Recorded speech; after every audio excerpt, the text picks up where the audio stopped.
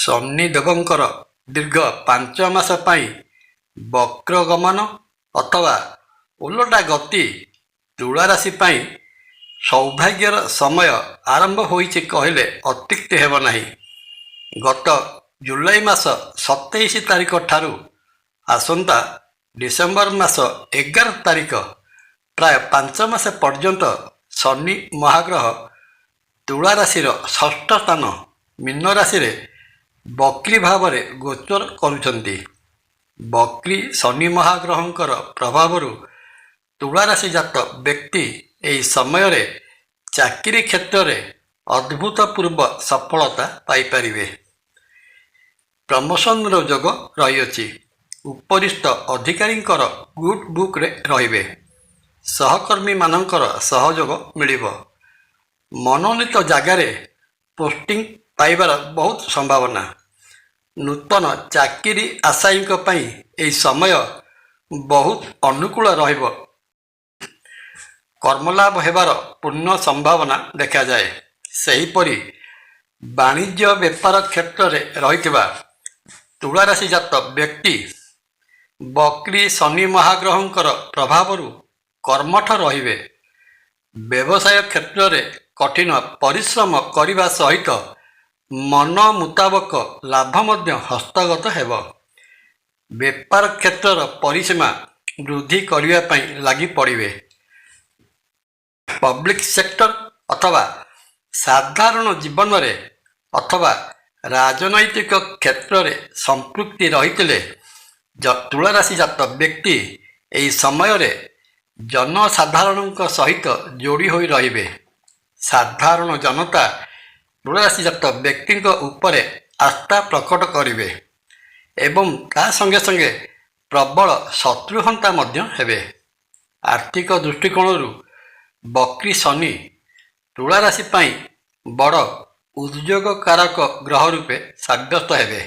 ଅର୍ଥ ରୋଜଗାର କରିବା ପାଇଁ ଶନି ମହାଗ୍ରହଙ୍କର ପ୍ରୋତ୍ସାହନ ମିଳିବା ସହିତ ବହୁଦିନରୁ ବାକି ପଡ଼ି ରହିଥିବା ବାକି ଟଙ୍କା ଏହି ସମୟରେ ହସ୍ତଗତ ହେବ। ଅର୍ଥ ଦେଣନେଣ କାରବାରକୁ ନେଇ ଅତୀତରେ ଯେଉଁ ତିକ୍ତତା ବା ଶତ୍ରୁତା ସୃଷ୍ଟି ହୋଇଥିଲା ସେଥିରେ ବିଜୟ ହାସଲ କରିବେ। ଜାଗାବାଡ଼ି ଓ ସମ୍ପତ୍ତି କ୍ରୟ ବିକ୍ରୟରୁ ପ୍ରଚୁର ଲାଭ କମାଇ ପାରିବେ।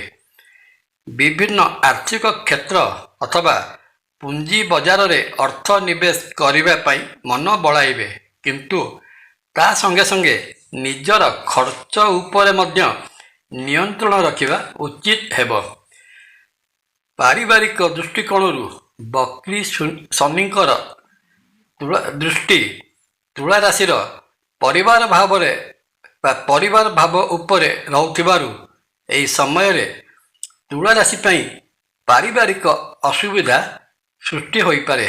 ଶନିଙ୍କର ଦଶମ ଦୃଷ୍ଟି ପରିବାର ଉପରେ ରହୁଥିବାରୁ ପରିବାର ଭିତରେ କଳହ ଅଥବା ବିଭେଦ ସୃଷ୍ଟି ହେବାର ସମ୍ଭାବନା ରହିଅଛି। ତେଣୁ ନିଜର ବାଣୀ ଉପରେ ନିୟନ୍ତ୍ରଣ ରଖିବା ସହିତ ମଧୁର ବ୍ୟବହାର ଦ୍ୱାରା ପରିବାରର ସଦସ୍ୟମାନଙ୍କର ମନ କିଣିବାକୁ ଚେଷ୍ଟା କରନ୍ତୁ। ପ୍ରେମ ସମ୍ପର୍କରେ ରହିଥିବା ତୁଳା ରାଶି ଜାତ ପୁଅ ଓ ଝିଅମାନଙ୍କ ପାଇଁ ବକ୍ରୀ ଶନିଙ୍କର ଏହି 5 ମାସର ଗୋଚର ସମୟ ଉଭୟଙ୍କ ମନ ଭିତରେ ସନ୍ଦେହର ବୀଜ ବୁଣି ଦେଇପାରେ। ଏହା ସହିତ ସମ୍ପର୍କରେ ଦୂରତା ଓ ଫାଟ ମଧ୍ୟ ସୃଷ୍ଟି ହେବାର ସମ୍ଭାବନା ରହିଅଛି। ସ୍ୱାସ୍ଥ୍ୟ ଦୃଷ୍ଟିରୁ ତୁଳା ରାଶି ଜାତ ବ୍ୟକ୍ତି ଏହି ସମୟରେ ନିଜ ସ୍ୱାସ୍ଥ୍ୟର ଯତ୍ନ ନିଅନ୍ତୁ। ଏ କ୍ଷେତ୍ରରେ ସାମାନ୍ୟ ଅବହେଳା ସ୍ୱାସ୍ଥ୍ୟ ସମସ୍ୟାକୁ ଗମ୍ଭୀର ସମସ୍ୟାରେ ପରିଣତ କରିଦେଇପାରେ। ମାନସିକ ଦୁଶ୍ଚିନ୍ତା ଓ ମାନସିକ ଉତ୍ତେଜନା ସାଙ୍ଗକୁ ପେଟରେ ଗ୍ୟାଷ୍ଟ୍ରିକ୍ ସମସ୍ୟା ଦେଖାଯିବାର ସମ୍ଭାବନା ରହିଅଛି। ଏହା ସାଙ୍ଗକୁ ଯାତ୍ରା ସମୟରେ ଦୁର୍ଘଟଣା ଘଟି ଗୋଡ଼ ଭାଙ୍ଗିଯିବାର ମଧ୍ୟ ସୂଚନା ଦେଖାଯାଏ। ତୁଳା ରାଶି ଜାତ ବ୍ୟକ୍ତି ଶନି ମହାଗ୍ରହଙ୍କର ଏହି କୁପ୍ରଭାବରୁ ରକ୍ଷା ପାଇବା ପାଇଁ ଦେବଦେବ ମହାଦେବଙ୍କର ଶରଣାପନ୍ନ ହୁଅନ୍ତୁ। ଶ୍ରୀକ୍ଷେତ୍ର ପୁରୀରେ ବିରାଜିତ ମହାବିଷ୍ଣୁ ଶ୍ରୀ ଜଗନ୍ନାଥ ମହାପ୍ରଭୁଙ୍କ ସହିତ ମା ମହାଲକ୍ଷ୍ମୀଙ୍କର ଦର୍ଶନ କଲେ ତୁଳା ରାଶିଜାତ ବ୍ୟକ୍ତିଙ୍କର ରହିଥିବା ସମସ୍ତ ଦୋଷ ଖଣ୍ଡନ ହୋଇ ମନବାଞ୍ଛିତ ଫଳ ପ୍ରାପ୍ତ ହୋଇଥାଏ। ଜୟ ଜଗନ୍ନାଥ। ଭିଡ଼ିଓ ଭଲ ଲାଗିଲେ ଲାଇକ୍, କମେଣ୍ଟ ଓ ସେୟାର କରିବା ପାଇଁ ଅନୁରୋଧ। ନମସ୍କାର। ତପନ।